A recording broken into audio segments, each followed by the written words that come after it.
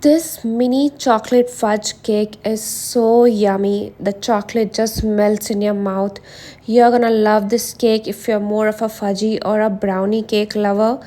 This one is for you. And if you're someone who do not like the chocolate, please completely avoid this cake because this just bursts in your mouth.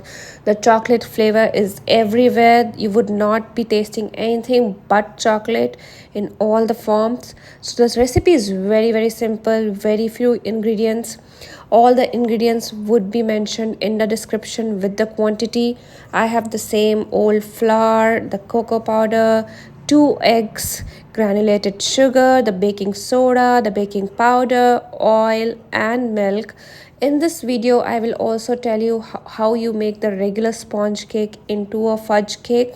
So just keep watching. So first we do the regular things. We mix the wet ingredients. So I'm taking the eggs. I would be mixing it along with the sugar. I would mix it well to make it a little fluffy. The liquid to be a little fluffy, not the cake, because the cake is gonna be a little denser. So just mix the sugar and the eggs together. Also let me know in the comments that you like the fudgy cakes more or the spongy cakes more. So now I would add the milk once the sugar and the eggs are mixed. After I add the milk, I would just mix it well so everything just comes together. That's all we have to do. Once everything is done, you add the oil here. As I said, all the quantity is in the description box. Please check it out. If you want, they're also there in Hindi. Just mix all the wet ingredients along with the sugar. Keep them aside. Just mix them well. Everything should come together. And no special skills required. You literally just have to mix all the ingredients. The sugar should be mixed. It should be a slightly fluffier. You can see the froth or the foam.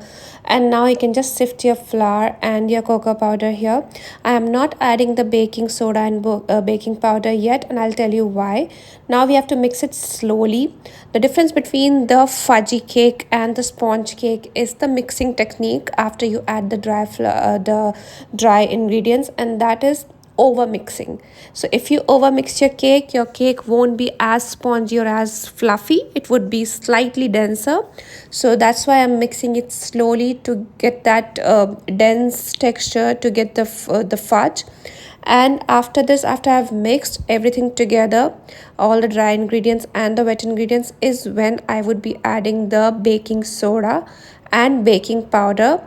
And yes, I always prefer adding my baking soda and baking powder in the end of the process. That doesn't make your cake to just sit down.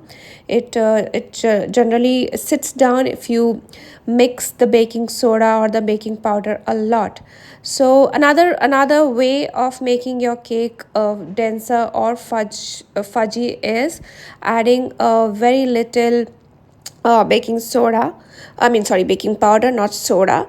And also having too many eggs makes your cake fudgier. Here I have added 2 eggs, which has made my cake a little heavy because it's a very small cake. It's a mini cake. It's a size of a it's the size of my palm almost. It's that tiny. Now I'm just gonna bake it. Just set it in your baking tray a little. I am not doing any frosting on it. I just had some dark chocolate on me. I just melted that and I'm putting it over my cake. Just evenly spreading it. Just not wasting my time doing anything, because the reason we bake cake at home is to avoid the extra sugar. So no point of frosting your cake. Just bake it and just have it. This is just to make the cake look a slightly prettier. I am adding these tiny chocolates on it, and now I will be adding this bougainvillea flower because I have seen that a lot of cafes doing that. I mean, the flower is of course not edible, but it looks pretty. Just let me know if you like the cake and would you be trying it at home. Also, please subscribe to our channel and let us know if you would want any of the recipes of your choice, and we can just do that on our channel. Thank you. Bye bye.